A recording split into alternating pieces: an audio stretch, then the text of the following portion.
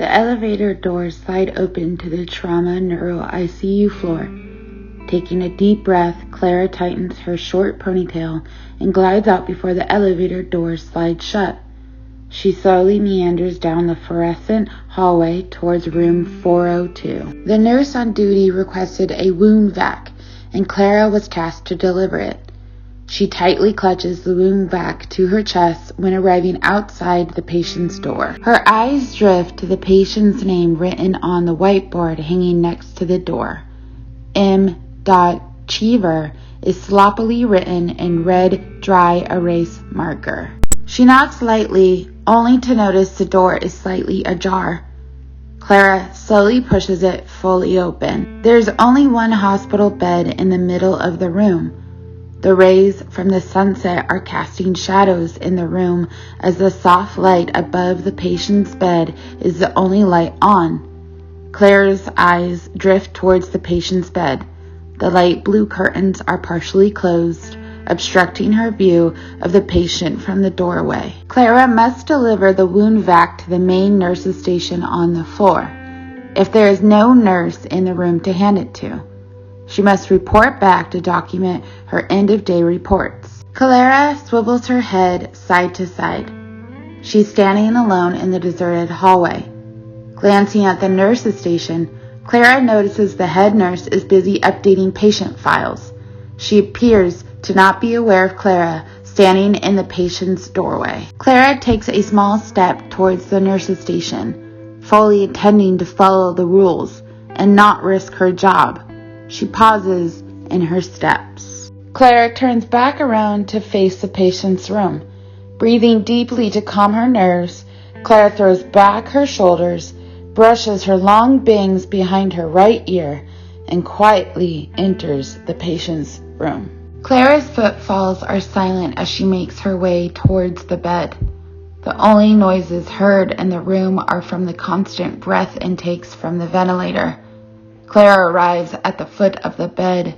With shaky, sweaty hands, Clara slowly slides back the blue curtains. Her breath catches in her throat. The numerous crisscrossing tubes and wires are what Clara detects first.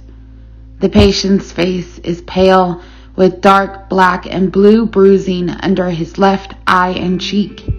There is a large gash close to his hairline that was recently stitched closed. Small scratches mar his forehead, chin, and throat. His bottom lip is split open on the left side. The ventilator tube hangs sideways out on the right side of his slacked mouth. Due to the extensive damage done to his left hip, femur, and ankle, he will remain in a medically induced coma. Clara is grateful that the bed sheets cover the bandages from the various surgeries he has undergone. Michael Cheever was a victim of a hit and run a week ago. A drunk driver hit Michael and cowardly fled the scene. Michael's fiancée witnessed the entire heinous accident. This ironically allowed her to be at the right place at the right time to save his life. Being abandoned to bleed out on the street alone was thankfully not in the cards for him. Clara has not seen Michael in over a decade.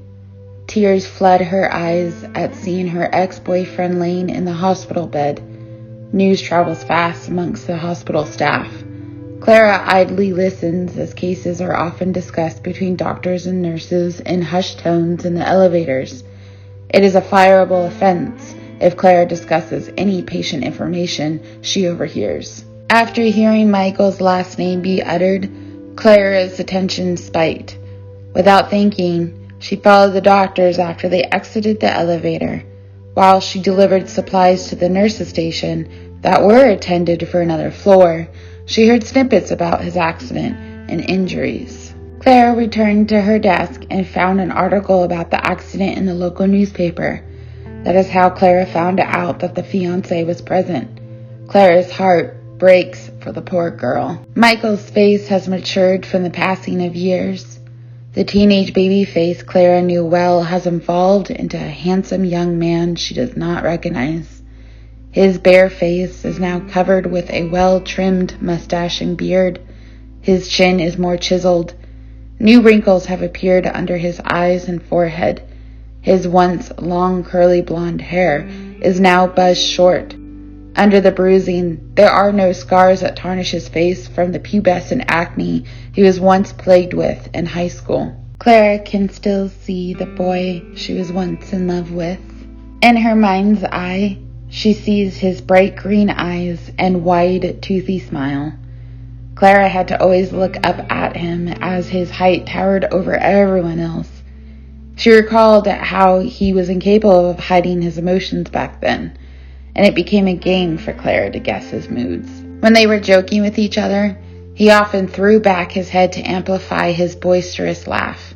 His fingers would swipe back his untrimmed bangs after they constantly drifted into his eyes. She would tease him about his habitual fidgeting. Michael was incapable of sitting still, and the non-stop bouncing on the balls of his feet in the early mornings before homeroom always made him appear as a bundle of energy. A small smile appears on Clara's face from the fond memories, the quality time they spent chatting in the stands during the Friday night football games, neither of them actually paying attention to the players, the homecoming dances they bought tickets to, only to barely slow dance at, and instead they chowed down on snacks under the bleachers. She wipes away a tear running down her cheek. Reaching into her pocket, Clara takes out a small paper rose. The paper rose was constructed from computer paper and colored in by red Sharpie. She meticulously folded the paper while listening to the updates in today's morning meeting. Clara was unsure why she even made the rose. Visiting his room places her job in jeopardy. She could always visit him off the clock, but she was unsure how to explain that to his fiancée or his family. Michael might not even be happy to see her.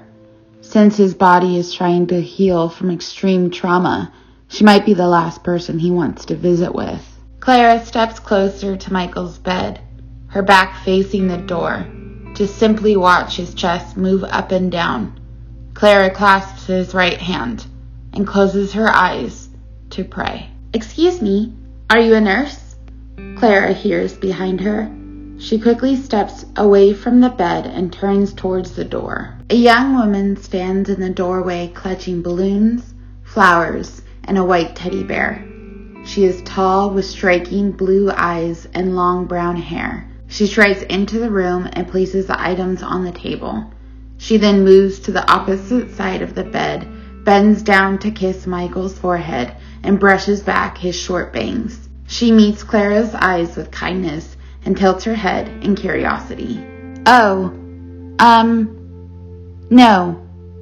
I'm not. I'm delivering supplies to his nurse. I apologize. I believed the nurse to be in here." Clara stutters. Clara recognizes this woman to be Michael's fiancée.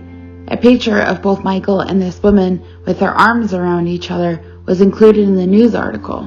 "Ah, there it is. Thank you, Clara," the head nurse says, walking towards Michael's bed with her left hand extended. Clara hands her the wound vac. The head nurse nods and smiles. Clara smiles back, trying to express her gratitude on not being questioned why she is in the patient's room. Clara smiles at the fiancé and spins on her heels to speedily exit the room. The head nurse begins to document Michael's vitals and check his incisions from the surgeries. Sarah, Michael's fiancée, sits down in the chair next to his bed, closest to the door, and turns her head towards Michael's face. Seeing all his injuries causes her to panic about the pain Michael must be feeling. Keeping her eyes on his sleeping face allows her to imagine they are back home and she is watching his sleeping face in the comfort of their bed. When she reaches for his right hand, she surprisingly finds a paper red rose.